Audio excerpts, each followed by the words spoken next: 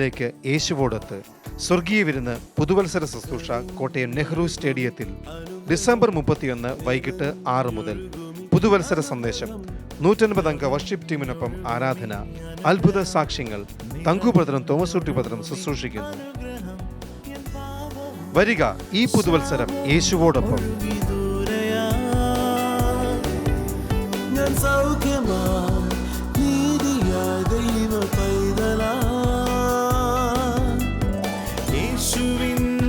സ്വന്തമായി തീർന്നു ഞാൻ.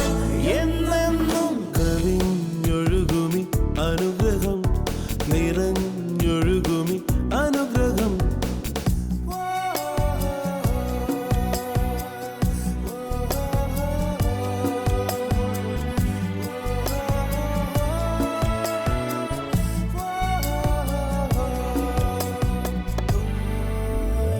പാടുമെൻ്റെ നാഥനായി നവകീർത്തനം, ഇനി എന്നുമേ നിറയുന്നെൻ ഹൃദയമാകെ. കവിഞ്ഞൊഴുന്ന അനുഗ്രഹത്തിലേക്ക് വീണ്ടും സ്വാഗതം. ആദ്യത്തെ വചന പഠനത്തിലേക്ക് നമുക്ക് കടക്കാം. അതിനു മുമ്പായി നമുക്ക് എല്ലാവർക്കും ഒന്ന് കർത്താവിനെ സ്തുതിക്കാം. ഇരുകരം നീട്ടി എന്നെ സ്വീകരിപ്പാൻ നാഥൻ മറുകരയിൽ വരുമേ. ഇരുകരം നീട്ടി എന്നെ സ്വീകരിപ്പാൻ നാഥൻ മറുകരയിൽ വരുമേ. അവിടെ ഞാൻ ചെന്നങ്ങു ചേരുവോളം പറന്നിടും ആത്മാവിൻ പുതുബലത. അവിടെ ഞാൻ ചെന്നങ്ങു ചേരുവോളം പറന്നിടും ആത്മാവിൻ പുതുബലത.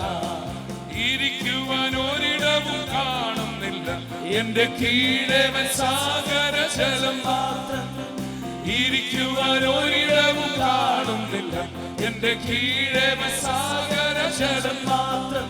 ഓ തളരുന്നു തളരുന്നു ചിറകുകളും, എന്റെ കൂടെ പറന്നുവേ കാണുന്നില്ല, എന്റെ കൂടെ പറന്നുവേ കാണുന്നില്ല. ആരോ പകരുന്നല്ലോ പുതുശക്തി എന്റെ വിശ്വാസ ചിറകുകളിൽ. ആരോ പകരുന്നല്ലോ പുതുശക്തി എന്റെ വിശ്വാസ ചിറകുകളിൽ.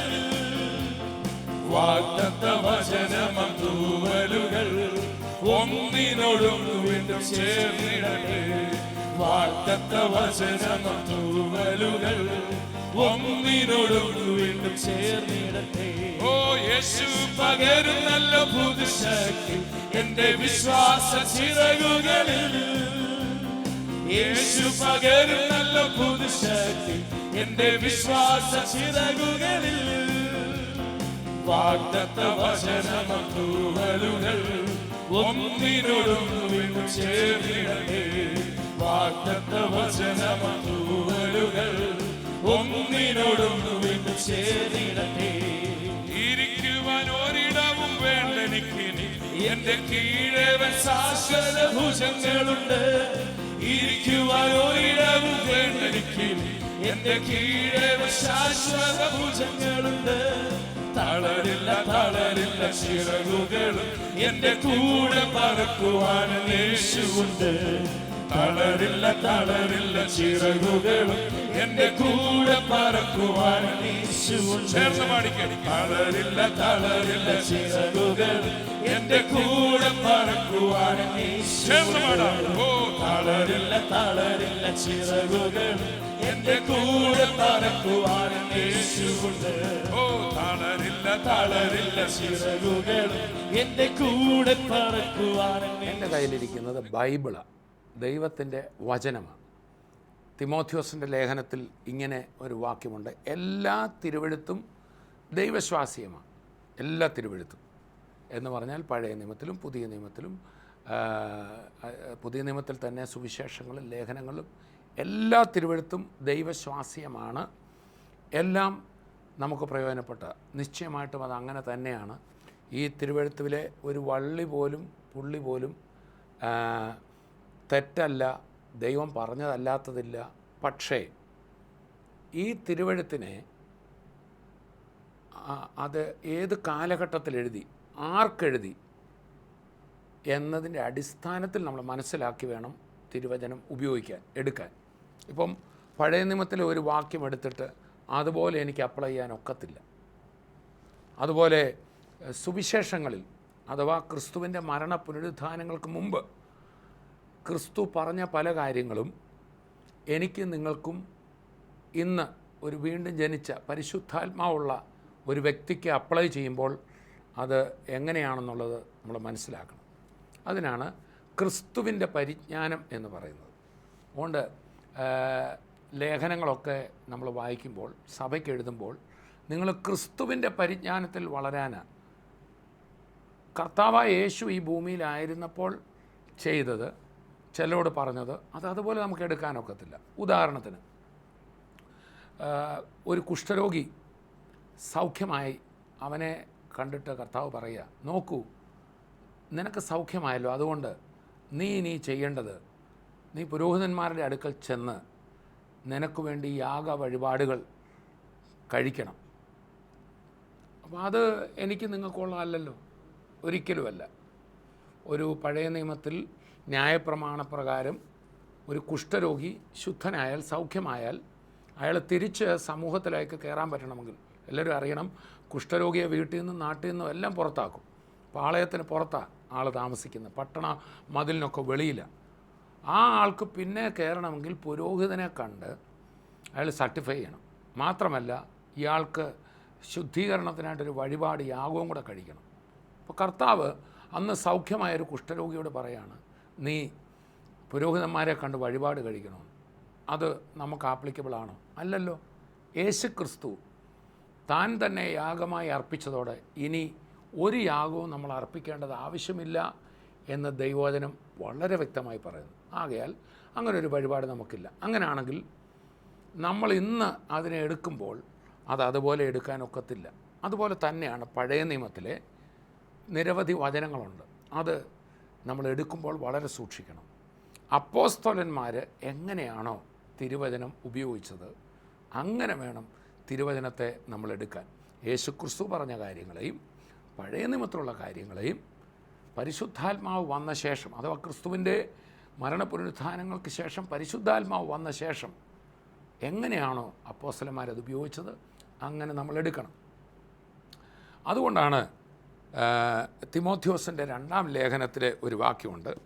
2 തിമോഥെയോസ് 15-16 വാക്യങ്ങൾ. 15-ാം വാക്യം ശ്രദ്ധിക്കുക. സത്യവചനത്തെ യഥാർത്ഥമായി പ്രസംഗിച്ചുകൊണ്ട് ലജ്ജിപ്പാൻ സംഗതിയില്ലാത്ത വേലക്കാരനായി ദൈവത്തിന് കൊള്ളാകുന്നവനായി നിൽപ്പാൻ ശ്രമിക്കുക. ഇവിടെ പറയുന്നത് സത്യവചനത്തെ യഥാർത്ഥമായി പ്രസംഗിച്ചുകൊണ്ടെന്നുള്ളിടത്ത് ഇംഗ്ലീഷിൽ നമ്മൾ വായിക്കുന്നത് സത്യവചനത്തെ യഥാർത്ഥമായി നുറുക്കിക്കൊണ്ടെന്നാണ്. കിങ് ജെയിംസ് വേർഷൻ നുറുക്കിക്കൊണ്ട്, dividing the word of truth rightly. ചില ട്രാൻസ്ലേഷനുകളിൽ സത്യവചനത്തെ യഥാർത്ഥമായി ഹാൻഡിൽ ചെയ്യാൻ, ശരിയായ അർത്ഥത്തിൽ അതിനെ നീ പ്രസംഗിക്കണം എന്ന് തിമോഥെയോസിനോട് പറയാം. അപ്പം ഇവിടെ യേശു കർത്താവ് തന്നെ തൻ്റെ ആഗമന ഉദ്ദേശം പറയുന്നൊരു വേദഭാഗമുണ്ട്. ലൂക്കോസിൻ്റെ സുവിശേഷം 4-ാം അധ്യായത്തിൽ നമ്മൾ യെശയ്യാ പ്രവചനത്തിൽ നിന്ന് കർത്താവ് എടുത്തു പറയുന്നൊരു വേദഭാഗമുണ്ട്. അത് ഞാനൊന്ന് വായിക്കാം. ലൂക്കോസ് 4-16 മുതൽ 19 വരെ ശ്രദ്ധിക്കണേ. അവൻ വളർന്ന നസറേത്തിൽ വന്നു. ശബ്ബത്തിൽ തൻ്റെ പതിവ് പോലെ പള്ളിയിൽ ചെന്ന് വായിപ്പാൻ എഴുന്നേറ്റ് വന്നു. യെശയ്യാ പ്രവചൻ്റെ പുസ്തകം അവന് കൊടുത്തു. അവൻ പുസ്തകം പടർത്തി. ദരിദ്രന്മാരുടെ സുവിശേഷം അറിയിപ്പാൻ കർത്താവിനെ അഭിഷേകം ചെയ്യാൻ അവൻ്റെ ആത്മാവ് എൻ്റെ മേലുണ്ട്. ബദ്ധന്മാർക്ക് വിടുതലും കുരുടന്മാർക്ക് കാഴ്ചയും പ്രസംഗിപ്പാനും പീഡിതന്മാരെ വിടുവിച്ചയപ്പാനും കർത്താവിൻ്റെ പ്രസാദവർഷം പ്രസംഗിപ്പാനും എന്നെ അയച്ചിരിക്കുന്നു. ഇതെടുത്തിട്ടുള്ളത് യെശയ്യാ പ്രവചനം 61 നിന്ന്. യെശയ്യാ പ്രവചനം 61 അതേ ഭാഗം വായിക്കുമ്പോൾ 61:1-2 എളിയവരോട് സദ്വർത്തമാനം ഘോഷിപ്പാൻ യഹോവ എന്നെ അഭിഷേകം ചെയ്തിരിക്കുന്നുണ്ട്. യഹോവയായ കർത്താവിൻ്റെ ആത്മാവ് എൻ്റെ മേൽ ഇരിക്കുന്നു. ഹൃദയം തകർന്നവരെ മുറികെട്ടുവാനും തടവുകാർക്ക് വിടുതലും ബദ്ധന്മാർക്ക് സ്വാതന്ത്ര്യം അറിയിപ്പാനും യഹോവയുടെ പ്രസാദവർഷവും നമ്മുടെ ദൈവത്തിൻ്റെ പ്രതികാര ദിവസവും പ്രസിദ്ധമാക്കുവാനും എന്നെ അയച്ചിരിക്കുന്നു. അവിടെ യെശയ്യാ പ്രവചനത്തിൽ പറയാണ് പ്രസാദവർഷവും പ്രതികാര ദിവസവും അറിയിക്കുവാൻ. പക്ഷേ മത്തായിയുടെ സുവിശേഷത്തിൽ ക്രിസ്തു അത് വായിച്ചതായിട്ട് പറയുന്നിടത്ത് പ്രതികാര ദിവസം എന്നുള്ളത് പറയുന്നില്ല. സോ ഇവിടെ നമുക്ക് എന്ത് മനസ്സിലാക്കാം? കർത്താവിൻ്റെ ആദ്യത്തെ ആഗമനം ദൈവത്തിൻ്റെ പ്രതികാരമോ ന്യായവിധിയോ അറിയിക്കാനല്ല, മറിച്ച് ന്യായവിധിക്ക് പകരം രക്ഷ കൊടുക്കാനും.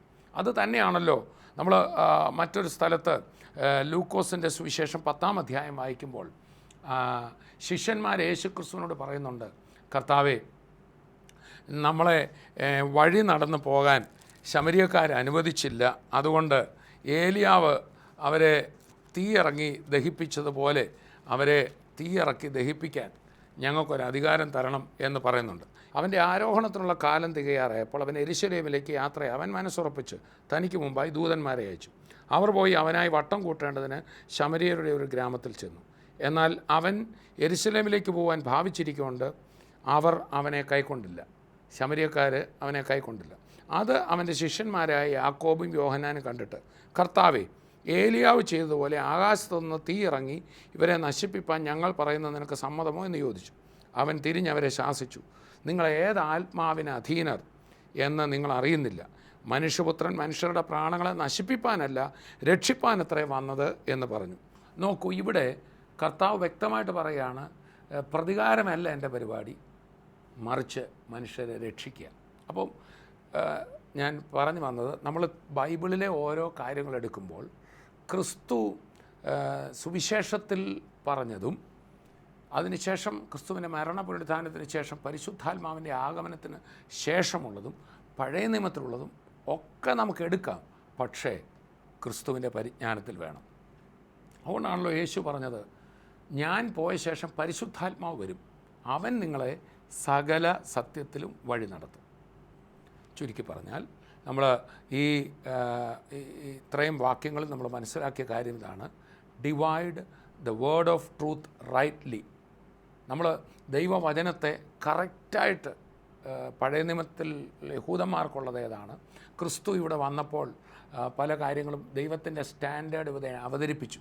പക്ഷേ അതാർക്കും കർത്താവ് അവതരിപ്പിച്ച പല കാര്യങ്ങളും ശിഷ്യന്മാർക്ക് അനുസരിക്കാൻ പറ്റിയില്ല. പരിശുദ്ധാത്മാവ് വന്ന ശേഷമേ അവർക്കത് മനസ്സിലായുള്ളൂ, അതിൻ്റെ യഥാർത്ഥ പൊരുൾ പിടികിട്ടിയുള്ളൂ. അങ്ങനെ ഓരോ വചനവും എടുക്കുമ്പോൾ അത് ക്രിസ്തുവിൻ്റെ പരിജ്ഞാനത്തിൽ മനസ്സിലാക്കി ജനത്തിന് കൊടുക്കാനും നമ്മളത് സ്വീകരിപ്പാനും അനുസരിച്ച് അനുഗ്രഹം പ്രാപിപ്പാനും കഴിയുന്നതാണ്. അതുകൊണ്ടാണ് പൗലോസ് തിമോഥെയോസിനോട് പറഞ്ഞത്, divide the word of truth rightly. സത്യവചനത്തെ യഥാർത്ഥമായി പ്രസംഗിച്ചുകൊണ്ട്, അഥവാ യഥാർത്ഥമായി നുറുക്കിക്കൊണ്ട് ദൈവത്തിന് കൊള്ളാവുന്നവനായി, മനുഷ്യർക്ക് പ്രയോജനമുള്ളവനായി നിൽപ്പാൻ സാധിക്കും.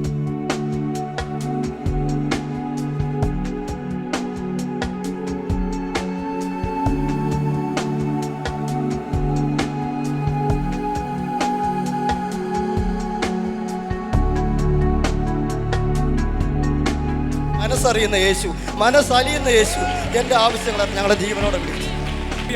യേശു പറഞ്ഞു, സ്വർഗത്തിലും ഭൂമിയിലും സകല അധികാരവും എനിക്ക് നൽകപ്പെട്ടിരിക്കുന്നു.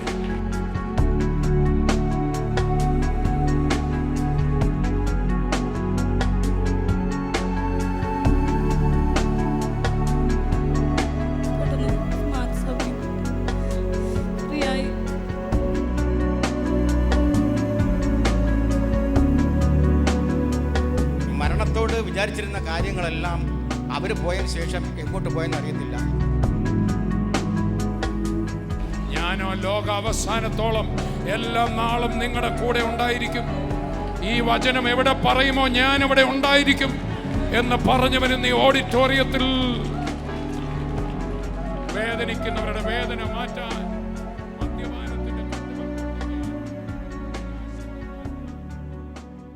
അപ്പോസ്തല പ്രവൃത്തികൾ 10-ാം അധ്യായത്തിൽ നമ്മൾ വായിക്കുന്നത്, യഹൂദന്മാർ വിചാരിച്ചു, അവരുടെ പ്രവാചകന്മാരൊക്കെ പറഞ്ഞിരുന്നു, ഒരു ക്രിസ്തു വരും, ഒരു ഉദ്ധാരകൻ വരും. ആ ഉദ്ധാരകൻ വരുമ്പോൾ അന്ന് യഹൂദൻ്റെ രാജ്യം റോമൻ ആധിപത്യത്തിന് കീഴിലായിരുന്നു, നമ്മൾ ബ്രിട്ടീഷുകാരുടെ കീഴിലിരുന്ന പോലെ. അപ്പോൾ അവർ വിചാരിച്ചത് ക്രിസ്തു എന്ന് പറയുന്നയാൾ നമ്മുടെ സ്വാതന്ത്ര്യ സമര സേനാനികളെപ്പോലെ, ഗാന്ധിജിയെ പോലെ, നെഹ്റുവിനെ പോലെ, വല്ലഭായ് പട്ടേലിനെ പോലെ ഒക്കെ എന്തു ചെയ്യും, ബ്രിട്ടീഷുകാർക്കെതിരെ അവർ പോരാടിയതുപോലെ ക്രിസ്തു വരുമ്പോൾ രാഷ്ട്രീയമായൊരു വിമോചനം നടത്തുന്ന നേതാവായിരിക്കും, ഒരു രാഷ്ട്രീയ വിപ്ലവം നടത്തും എന്നായിരുന്നു യഹൂദൻ ധരിച്ചിരുന്നത്. എന്നാൽ പ്രിയപ്പെട്ടവരെ, അവരുടെ വിചാരം പോലെ ഇത് യഹൂദന് വേണ്ടി മാത്രമുള്ള ഒരാളാ ക്രിസ്തു, മറ്റ് ജനതകളെയെല്ലാം തള്ളിക്കളയുന്നവനാണെന്നാണ് അവർ ചിന്തിച്ചത്. എന്നാൽ അവർ വന്നപ്പോൾ കണ്ട കാഴ്ച, ഈ ക്രിസ്തു യഹൂദനെന്നോ മറ്റുള്ളവരെന്നോ വ്യത്യാസം കാണിക്കുന്നില്ല. ഏതെങ്കിലും ഒരു മതത്തിനെതിരെയോ അന്നത്തെ അധികാരികൾക്കെതിരെയോ ക്രിസ്തു പോരാടുന്നില്ല. മറിച്ച് ജനങ്ങളിലെ വേദനകളും രോഗങ്ങളും പൈശാചിക ബന്ധനങ്ങളും അഴിച്ചുകൊണ്ട് അവരെ വിടുവിക്കുന്ന ഒരു വിമോചകനായിട്ടാണ് ക്രിസ്തു പാലസ്തീൻ നാട്ടിൽ നടന്നത്. ഹല്ലേലൂയ. അതുകൊണ്ട് തന്നെ ഒരു വിഭാഗം ആളുകൾ ക്രിസ്തുവിനെ തള്ളിക്കളഞ്ഞു. ഇങ്ങനൊരു മശിഹായെ അല്ല ഞങ്ങൾ പ്രതീക്ഷിച്ചത്. അവരെ മാത്രം ഉദ്ധരിക്കുന്ന, മറ്റ് ജനതകളെ മുഴുവൻ തകർക്കുന്ന, പാപികളെ മുഴുവൻ നിഗ്രഹിക്കുന്ന ഒരു ക്രിസ്തുവിനെയാണ് അവർ പ്രതീക്ഷിച്ചത്. അതുകൊണ്ടാണ് ഒരിക്കൽ യേശു ക്രിസ്തുവിനെ സ്നാനത്തിലേക്ക് നടത്തിയ യോഹന്നാൻ സ്നാപകൻ തന്നെ യേശു ക്രിസ്തുവിനെ സംശയിക്കുന്നുണ്ട്. താൻ ജയിലിലായപ്പോൾ യോഹന്നാൻ യേശു ക്രിസ്തുവിൻ്റെ അടുക്കൽ ചിലരെ അയച്ചിട്ട് ചോദിക്കുക, വരുവാനുള്ളവൻ നീ തന്നെ ആയിരുന്നോ, അതോ ഞങ്ങൾ മറ്റുള്ളവനെ കാത്തിരിക്കണമോ? കാരണം യോഹന്നാനും മറ്റും മനസ്സിൽ പ്രതീക്ഷിച്ച പോലെ അല്ലായിരുന്നു. യോഹന്നാൻ പ്രതീക്ഷിച്ചത് പാപികളെ നിഗ്രഹിക്കുന്ന ഒരു യേശുവിനെയാണ്, നിഗ്രഹിക്കുന്ന ഒരു ക്രിസ്തുവിനെയാണ്. താൻ പഴയ നിയമകാലത്ത് പഠിച്ചത് മുഴുവൻ പാപികളെ വെറുക്കുന്ന, കുഷ്ഠരോഗിയെ വെറുക്കുന്ന, പാപം ചെയ്തവനെ കല്ലെറിഞ്ഞു കൊല്ലുന്ന ഒരു നിയമത്തിൻ്റെ കീഴിലിരുന്നപ്പോൾ ആണ്ട് കല്ലെറിഞ്ഞ് കൊല്ലപ്പെടേണ്ടവരെ ക്രിസ്തു വന്ന് അവരെ രക്ഷിക്കുന്നു. നിങ്ങളിൽ പാപമില്ലാത്തവൻ അവളെ കല്ലെറിയട്ടെ എന്ന് പറഞ്ഞ് പാപിനിയെ രക്ഷിക്കുന്നു. കുഷ്ഠരോഗിയെ സ്പർശിക്കരുതെന്ന് പറഞ്ഞ സമൂഹത്തിൽ ആരും തൊടുവാൻ അറയ്ക്കുന്ന കുഷ്ഠരോഗിയെ യേശു തൊട്ട് സൗഖ്യമാക്കുന്നു. പാപികളെന്ന് പറഞ്ഞ് സമൂഹം പുറത്താക്കിയവരെ കൂടെ കൂട്ടി അവരുടെ കൂടെ ഭക്ഷണം കഴിക്കുന്നു. അന്ന് വരെ ഒരു വിപ്ലവകാരിയും ചെയ്തിട്ടില്ലാത്ത മറ്റൊരു ആത്മീയ വിപ്ലവത്തിന് ക്രിസ്തു തിരികൊളുത്തി. ക്രിസ്തു ഒരു സമരവും നയിച്ചില്ല, റോമൻ കൈസർക്കെതിരെ യുദ്ധം ചെയ്തില്ല, അവിടുത്തെ വേറെ ആർക്കെതിരെ യാതൊരു രാജ്യദ്രോഹപരമായ കാര്യവും ക്രിസ്തു ചെയ്തില്ല. മറിച്ച് നല്ല കാര്യങ്ങൾ ജനങ്ങളെ പഠിപ്പിച്ചു. അപ്പോൾ തന്നെ ഒന്ന് വ്യക്തമായി, ക്രിസ്തുവിൻ്റെ വിപ്ലവങ്ങൾ മനുഷ്യജാതിക്ക് മുഴുവൻ വേണ്ടിയുള്ളതാണ്. ഒരു രാജ്യത്തിന് വേണ്ടി വേറെ രാജ്യത്തിന് വേണ്ടിയല്ല. ഏത് രാജ്യത്തായാലും സകല മനുഷ്യനെയും ബാധിക്കുന്നതിലെ പ്രശ്നങ്ങളുണ്ട്. രോഗങ്ങൾ, പൈശാചിക ബന്ധനങ്ങൾ, കുലപാതകങ്ങൾ, ആത്മഹത്യകൾ, നിരാശകൾ, മരണം എന്നിങ്ങനെ സകല മാനവജാതിയും രാജ്യ അതിർത്തികൾക്ക് സീമകൾക്ക് അതീതമായി അനുഭവിച്ചുകൊണ്ടിരിക്കുന്ന സകല പൈശാചിക ബന്ധനങ്ങളെയും തകർക്കുന്ന അത്ഭുതകരമായ വിപ്ലവകാരിയായി വിമോചകനായി കർത്താവായ യേശു ക്രിസ്തു അവിടെ വെളിപ്പെട്ടു. യേശു ക്രിസ്തുവിനെ കണ്ട മാത്രയിൽ ദുരാത്മാവ് ബാധിച്ചവരിൽ നിന്ന് ഭൂതങ്ങൾ അലറിക്കൊണ്ട് ഓടിപ്പോയി. രോഗങ്ങൾ യേശുവിനെ കണ്ടപ്പോൾ ഓടിപ്പോയി. മരണം യേശുവിനെ കണ്ടപ്പോൾ ഓടിപ്പോയി. ആമേൻ. സ്തോത്രം. ചേർന്ന് കർത്താവിനെ സ്തുതിക്കാം. Praise the Lord. അപ്പോൾ യേശുവിൻ്റെ കൂടെ നടന്ന ശിഷ്യന്മാർക്കോ ആദ്യം ക്രിസ്തു യഹൂദൻ്റെ മാത്രമാണെന്നാണ് ചിന്തിച്ചത്. പക്ഷെ ഉയർത്തെഴുന്നേറ്റ കർത്താവ് അവരോട് പറഞ്ഞു, നിങ്ങൾ ഭൂലോകത്തിലൊക്കെ പോയി സകല സൃഷ്ടിയോടും ഞാൻ അവരെ സ്നേഹിക്കുന്നു, ഞാൻ അവർക്കായി മരിച്ചു, ഞാൻ അവർക്കായി ഉയർത്തു, ഞാൻ അവർക്കായിട്ട് ഒരു സ്വർഗമൊരുക്കാൻ പോകുന്നു, എന്നിൽ വിശ്വസിച്ചാൽ സകല ജനതകൾക്കും വിടുതലുണ്ട് എന്നുള്ള സുവിശേഷം പറയണമെന്ന് പറഞ്ഞു. അതുകൊണ്ടാണ് ക്രിസ്തു ഉയർത്തെഴുന്നേറ്റ ശേഷമാണ് യേശുവിൻ്റെ ശിഷ്യനായ ഒരു യോഹന്നാൻ, ഈ യോഹന്നാനും തൻ്റെ സഹോദരനും കൂടെ ഒരിക്കൽ ശമരിയ ജാതിയെ തീയിറക്കി കൊന്നാൽ എന്താ എന്ന് യേശുവിനോട് ചോദിച്ചതാണ്. അവരെ വഴി നടന്നു പോകാൻ അനുവദിക്കാത്തതിന് യോഹന്നാനും തൻ്റെ സഹോദരനായ യാക്കോബും യേശുവിൻ്റെ അടുക്കൽ വന്ന് ചോദിച്ചു, ഇവരുടെ മേൽ പഴയ നിയമകാലത്ത് ഏലിയാവ് ചെയ്ത പോലെ അങ്ങ് തീ ഇറക്കിയാലെന്ന്. പിന്നെ കർത്താവ് അവരെ തിരിഞ്ഞിട്ട് പറഞ്ഞു, നിങ്ങൾ ഏത് ആത്മാവിന് അധീനരെന്ന് നിങ്ങൾ അറിയുന്നില്ല. മനുഷ്യരുടെ പ്രാണങ്ങളെ നശിപ്പിപ്പാനല്ല, രക്ഷിപ്പാനത്രേ മനുഷ്യപുത്രൻ വന്നത്. ഒരു ഹല്ലേലൂയ പറഞ്ഞാട്ട്. തൻ്റെ വിപ്ലവം നേരെ മറിച്ചായിരുന്നു. ഇപ്പോൾ ഇതാ അതേ യോഹന്നാൻ, ശമരിയ ജാതിയെ കൊല്ലണമെന്ന് ഒരിക്കൽ പറഞ്ഞ യോഹന്നാൻ, യേശു ഉയർത്തെഴുന്നേറ്റ് കഴിഞ്ഞപ്പോൾ, യേശു കർത്താവ് തൻ്റെ ആത്മാവിനാൽ അവനെ നിറച്ചു കഴിഞ്ഞപ്പോൾ തൻ്റെ ഭാവം മാറി. താനിപ്പോൾ പറയാണ്, തൻ്റെ ഏകജാതനായ പുത്രനിൽ വിശ്വസിക്കുന്ന ഏവനും മുഴുലോകത്തിനും നശിച്ചു പോകാതെ നിത്യജീവൻ പ്രാപിക്കേണ്ടതിന് ദൈവം അവനെ മുഴു ലോകത്തിനും വേണ്ടി നൽകുവാൻ തക്കവണ്ണം ലോകത്തെ സ്നേഹിച്ചു. ആ ഇടുങ്ങിയ കാഴ്ചപ്പാട് മാറിയിട്ട് പരിശുദ്ധാത്മാവ് വന്നപ്പോൾ യോഹന്നാൻ്റെ ഹൃദയം വിശാലമായത് യഹൂദന് മാത്രമല്ല, പാലസ്തീൻകാർക്ക് മാത്രമല്ല, മുഴു ലോകത്തുമുള്ള മുഴുവൻ ജനതകൾക്കും കാലാവസാനം വരെ ദൈവം നൽകിയ അനുഗ്രഹമാ കർത്താവായ യേശു ക്രിസ്തു. അങ്ങനെ ആദ്യമകാലത്ത് പത്രോസിനും കൂടെയുള്ളവർക്കും ഈ യേശു എല്ലാവരുടെയാണെന്ന് അറിയത്തില്ലായിരുന്നു. പക്ഷെ ഒരു ദിവസം പത്രോസിന് ദൈവം ഒരു ദർശനം കൊടുത്തു. അതാണ് അപ്പോസ്തലപ്രവൃത്തി 10. ഞാനിതിവിടെ മുഴുവൻ പറയുന്നില്ല. ആ ഇടുങ്ങിയ കാഴ്ചപ്പാടിരിക്കുന്ന അടുത്തിരിക്കുന്ന ആൾ പറഞ്ഞ വിശ്വാസിയാണെങ്കിലും ഇടുങ്ങിയ കാഴ്ചപ്പാട് ഇന്ന് മാറണമെന്ന് പറഞ്ഞു. ശുശ്രൂഷകരൊക്കെ കൈപിടിച്ചിട്ട് പറയണം, അപ്പോസ്തലന്മാരാണെങ്കിലും ഇടുങ്ങിയ കാഴ്ചപ്പാടുകൾ മാറണം. യഹൂദനോട് മാത്രമേ പറയത്തുള്ളൂ. ബാക്കി ജനമെല്ലാം അസ്പർശ്യതയുള്ളവരാ, തീണ്ടലും തൊടിയിലുള്ളവരാന്ന് ചിന്തിച്ചെങ്കിൽ കർത്താവ് ഒരു വലിയ ബാസ്ക്കറ്റ് താഴേക്ക് ഇറങ്ങുന്നതായിട്ടൊരു സ്വപ്നം കാണിച്ചു. അതിനകത്ത് സകലവിധ ജാതി, ഇഴജന്തു, ജലജന്തു, നാൽക്കാലി എല്ലാം കാണിച്ചു. എന്നിട്ട് സ്വപ്നത്തിൽ പറയും, നീ എഴുന്നേറ്റ് ഇതിനെല്ലാം അറുത്ത് തിന്നോളാൻ. പിന്നെ പത്രോസ് പറഞ്ഞു, ഞാൻ അശുദ്ധമായതൊന്നും തൊട്ടിട്ടില്ലെന്ന് പറഞ്ഞു. 3 തവണ ഈ സ്വപ്നമുണ്ടായി. ഇദ്ദേഹമാണെങ്കിൽ വയറ് വിശന്ന ഉച്ചയ്ക്ക് കഴിക്കാനിരുന്നപ്പോൾ ഇത് കാണുന്നു. പുള്ളി ഓർത്ത് കാണും വയറ് വിശന്നിട്ട് കണ്ട സ്വപ്നമായിരിക്കുമെന്ന്. പക്ഷേ അദ്ദേഹത്തിന് മനസ്സിലായി ഇതിനെന്തോ കാര്യമുണ്ടല്ലോ. അപ്പോൾ പെട്ടെന്ന് ഇതേ സമയത്ത് വേറൊരു മനുഷ്യന്, യഹൂദനല്ല, ഒരു വിജാതീയനായ മനുഷ്യനൊരു ദർശനം ഉണ്ടായി. അത് നല്ലൊരു മനുഷ്യനായിരുന്നു. യഹൂദനല്ല, പക്ഷേ യഹൂദനേക്കാൾ നല്ല മനുഷ്യർ. ഒന്ന് രണ്ട് പേരോട് പറഞ്ഞേ, നമ്മളെക്കാളൊക്കെ ഒത്തിരി നല്ല മനുഷ്യർ ലോകത്തുണ്ടെന്ന് പറഞ്ഞു. അയാളുടെ പേരാണ് കൊർന്നല്യോസ്. അയാൾ വളരെ പ്രാർത്ഥിക്കുമായിരുന്നു, ജനങ്ങൾക്ക് വളരെ ധർമ്മം കൊടുക്കുമായിരുന്നു. ഇതെല്ലാം അപ്പോസ്തലപ്രവൃത്തി 10 കേട്ടോ, വായിക്കാൻ നമുക്ക് നേരമില്ല. വളരെ ധർമ്മം കൊടുക്കുമായിരുന്നു. പട്ടാള ക്യാപ്റ്റനായിരുന്നു. എപ്പോഴും പ്രാർത്ഥിക്കുമായിരുന്നു. സകല കുടുംബത്തോടും കൂടെ ദൈവത്തെ ഭയപ്പെടുന്നവനായിരുന്നു. അവനൊരു ദിവസം ഇങ്ങനെ പ്രാർത്ഥിച്ചുകൊണ്ടിരിക്കുമ്പോൾ ദൈവം തനിക്ക് പ്രത്യക്ഷപ്പെട്ട് പറഞ്ഞു, മകനെ, നിന്റെ പ്രാർത്ഥനയും ധർമ്മവും ഒക്കെ ഇവിടെ എത്തി. നീ നല്ല കാര്യം ചെയ്യുന്നതൊക്കെ സ്വർഗത്തിലെത്തിയിട്ടുണ്ട്. ചുരുക്കി പറഞ്ഞാൽ, പക്ഷെ നിന്റെ നന്മ പ്രവർത്തികൾക്ക് നിന്നെ ഇവിടെ കൊണ്ടുവരാൻ ഒക്കില്ല. അടുത്തിരിക്കുന്ന ഞാൻ നന്മ പ്രവർത്തികൾക്ക് നിന്നെ ഇവിടെ കൊണ്ടുവരാൻ ഒക്കത്തില്ല. നിന്നെ ഇവിടെ കൊണ്ടുവരാനുള്ള ഒരു വാർത്ത പറയാൻ പറ്റിയ ഒരുത്തൻ പത്രോസ് എന്ന് പറയുന്നൊരു പുള്ളിയുണ്ട്. അവനെ വരുത്തി പ്രസംഗം കേട്ടോളാൻ പറഞ്ഞു. ഹല്ലേലൂയ. ദൈവത്തിൻ്റെ മക്കളെ, സ്തോത്രം. ഈ പത്രോസിനെ വരുത്തി നീ പ്രസംഗം കേൾക്കണം. കർത്താവ് എന്തോ പറഞ്ഞു? ഈ പത്രോസിനെ വരുത്തി നീ എന്ത് ചെയ്യണം? പ്രസംഗം കേൾക്കണം. അപ്പോൾ തന്നെ അതേ സമയത്താണ് പത്രോസിന് ദൈവം ദർശനം കൊടുക്കുക. നീ യഹൂദൻ്റെ ഇടയിൽ മാത്രം പോയാൽ പോരാ, ഈ സകല മൃഗജാതികളെയും കാണിച്ചിട്ട് നീ എഴുന്നേറ്റ് അറുത്ത് തിന്നുക എന്ന് പറഞ്ഞപ്പോൾ കർത്താവ് പറഞ്ഞു, ഇതിൻ്റെ അർത്ഥം ഞാൻ ഒരു മനുഷ്യനെ അശുദ്ധനായി കണ്ടിട്ടില്ല. എല്ലാ ജനതകളും എനിക്ക് വേണ്ടപ്പെട്ടവരാണ്. അപ്പം അതിൻ്റെ അർത്ഥം മൃഗവും പക്ഷിയും നാൽക്കാലിയും ഒന്നും അല്ല. യഹൂദൻ സാധാരണ ചില പ്രത്യേക മൃഗങ്ങളെയും മത്സ്യങ്ങളെ മാത്രമേ കഴിക്കത്തുള്ളൂ, ബാക്കിയൊക്കെ അശുദ്ധമാണ്. അതേ ദൈവം പറയുക, നീ ഇതെല്ലാം തിന്നാൻ എന്ന് പറഞ്ഞാൽ. എന്നിട്ട് ആ അപ്പോസ്തലപ്രവൃത്തി 10 നിങ്ങൾ വായിക്കണം. ദൈവം ഒരു മനുഷ്യനെയും അശുദ്ധനായി കാണുന്ന ഒരു ഇടുങ്ങിയ ഹൃദയം സഭയ്ക്ക് ഉണ്ടാകരുതെന്ന് പത്രോസിനോട് പറഞ്ഞു. 1-2 പേരോട് പറഞ്ഞേ, സഭയ്ക്ക് ആ ഇടുങ്ങിയ ഹൃദയം ഉണ്ടാകരുത്. എല്ലാവരെയും കർത്താവ് സ്നേഹിക്കുന്നു. എല്ലാവരെയും കർത്താവ് സ്നേഹിക്കുന്നു. ഒന്ന് ഉറക്കെ പറഞ്ഞേ. അങ്ങനെ കൊർന്നല്യോസ് പത്രോസിനെ ആളയച്ച് വിളിപ്പിക്കുക. വിജാതികൾ വന്ന് വിളിച്ചാൽ യഹൂദൻ പോകില്ല. അവരെ തൊട്ടാൽ അയിത്തമുണ്ട്. പക്ഷെ അവർ വന്ന് വിളിച്ചപ്പോൾ പത്രോസ് പറയാ, സഹോദരന്മാരെ, എനിക്കൊരു സ്വപ്നം കിട്ടി.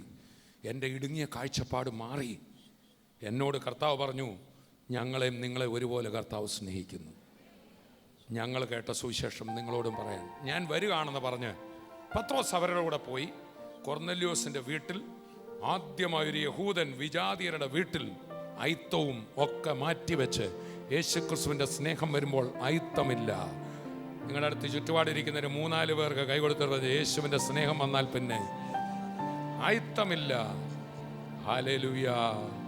ഓ, നമ്മളെ ഒന്നാക്കി തീർക്കുന്ന ഈ സ്നേഹത്തിനായി, യഹൂദനെയും വിജാതിയരെയും ഒന്നാക്കി തീർത്ത മഹൽ സ്നേഹത്തിനായി നമ്മളിങ്ങനെയാണ് അതിനെക്കുറിച്ച് എഫേസ്യ ലേഖനം പറയുന്നത്. യഹൂദൻ്റെയും വിജാതിയരുടെ ഇടയിൽ അവർ കെട്ടിപ്പൊക്കിയിരുന്ന വേർപാടിൻ്റെ നടിച്ചുവർ യേശു ഇടിച്ചു. എന്തോ ഇടിച്ച്? യേശു ക്രിസ്തുവിൻ്റെ മരണത്തിൽ ശുശ്രൂഷകരുടെയും സാധാരണ ജനങ്ങളുടെയും ഇടയിലിട്ടിരുന്ന തെരശീല കീറി. ഇനി ശുശ്രൂഷ എല്ലാവർക്കും ഉണ്ട്. കുറച്ച് പാസ്റ്റർമാർക്കും അച്ഛന്മാർക്കും മാത്രമല്ല, ഇവിടെ ഇരിക്കുന്ന ആര് കൈവച്ചാലും രോഗി സൗഖ്യമാണ്. 1-2 പറഞ്ഞ്, നടിച്ചുവരിടിച്ചു, തിരശീല കീറി പറഞ്ഞാട്ടെ. യഹൂദനും വിജാതീയരും എന്ന് പറയുന്ന ഞങ്ങൾ ദൈവത്തിൻ്റെ പ്രത്യേക ജനം, നിങ്ങളൊക്കെ താഴ്ന്ന ജാതി എന്നുള്ള നടിച്ചുവർ പിടിച്ചു. പിന്നെ ഞങ്ങൾ ശുശ്രൂഷകമെന്നും ഞങ്ങൾ പ്രത്യേക ദൈവത്തോട് ബന്ധപ്പെട്ട ആൾക്കാർ, നിങ്ങളൊക്കെ വിശ്വാസികൾ വന്ന് പ്രസംഗം കേട്ടേച്ച് പോക്കോ, ആ തിരശീലയും കയറി. ഒന്ന് രണ്ട് പേർ ഞാൻ നടിച്ചുവർ പിടിച്ചു, തിരശീലയും കയറി എന്ന്. ഹല്ലേലൂയ. കരമടിച്ചുകൊണ്ട് വായ് തുറന്നുകൊണ്ട് കർത്താവിനെ വിശ്വസിക്കുന്നവരാൽ ഈ അടയാളങ്ങൾ നടക്കും. എൻ്റെ നാമത്തിൽ അവർ ഭൂതങ്ങളെ പുറത്താക്കും, പുതുഭാഷകളിൽ സംസാരിക്കും, രോഗിയുടെ മേൽ കൈവച്ചാൽ സൗഖ്യം വരും. ഇതെല്ലാം ഒന്നിച്ചാണ് നടക്കാൻ പോകുന്നത്. കർത്താവെ, ഞങ്ങളങ്ങേ സ്തുതിക്കുന്നു. ഇന്ന് ഞങ്ങളെ കേൾപ്പിച്ച എല്ലാ വചനങ്ങൾക്കായി സ്തോത്രം. ആത്മാവിൽ പാടി ആത്മാവിൽ നിറഞ്ഞ് ജീവിക്കുന്നൊരു ജീവിതം, ആയാസരഹിതമായ ജീവിതം നീ ഞങ്ങൾക്ക് ദാനം ചെയ്തിട്ടുണ്ടല്ലോ. കേൾക്കുന്ന ഓരോ വ്യക്തികളുടെ മേലും ഇപ്പോൾ തന്നെ പരിശുദ്ധാത്മാവിൻ്റെ പകർച്ച ഉണ്ടാകട്ടെ. ഇതുവരെ ആത്മനിറവ് കിട്ടാത്തവർ കർത്താവെ അഭിഷേകത്തിൽ നിറയട്ടെ. നാവുകൾ ചലിക്കട്ടെ, ഹൃദയം നിറഞ്ഞ് കവിയട്ടെ. ഇന്നുവരെ അനുഭവിച്ചിട്ടില്ലാത്ത ആത്മസന്തോഷം, പരിശുദ്ധാത്മ ലഹരി, എല്ലാ ഭാരവും മാറുന്ന ദിവ്യസമാധാനം, ദിവ്യ ആശ്വാസം ഹൃദയങ്ങളിൽ പകരട്ടെ. അപ്പോൾ തന്നെ രോഗബന്ധനങ്ങൾ അഴിയട്ടെ, അത്ഭുത വിടുതലുകൾ സംഭവിക്കട്ടെ. അനുഗ്രഹിക്കുന്നു യേശുവിൻ നാമത്തിൽ തന്നെ. ആമേൻ, ആമേൻ. കർത്താവ് നിങ്ങളെ ധാരാളമായി അനുഗ്രഹിക്കട്ടെ. അടുത്ത എപ്പിസോഡിൽ അനുഗ്രഹിക്കപ്പെട്ട മറ്റൊരു വിഭവം നമുക്ക് വേണ്ടി ഒരുങ്ങുന്നു. അതിൽ കാണുമ്പോഴേയും കർത്താവിൻ്റെ കൃപയിൽ നമ്മെ സൂക്ഷിക്കട്ടെ. I bless you in Jesus name. ആമേൻ. 2015 യേശുവോടൊത്ത് സ്വർഗീയ വിരുന്ന് പുതുവത്സര ശുശ്രൂഷ കോട്ടയം നെഹ്റു സ്റ്റേഡിയത്തിൽ ഡിസംബർ 31 വൈകിട്ട് 6 മുതൽ. പുതുവത്സര സന്ദേശം, 150 അംഗ വർഷിപ്പ് ടീമിനൊപ്പം ആരാധന, അത്ഭുത സാക്ഷ്യങ്ങൾ. തങ്കു ബ്രദറും തോമസൂട്ടി ബ്രദറും ശുശ്രൂഷിക്കുന്നു. വരിക, ഈ പുതുവത്സരം യേശുവോടൊപ്പം. खून की धार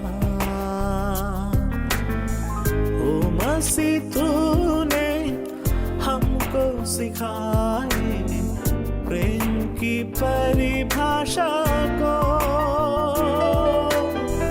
ओ मसीह तूने हमको सिखाए प्रेम की परिभाषा को।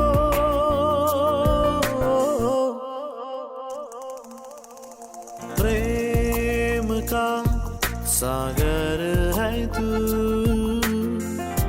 चांदी का राजकुमार है तू। चरणों में आकर हाथ उठाकर करते हैं तेरे हम स्तुति। चरणों में आकर हाथ उठाकर करते हैं तेरे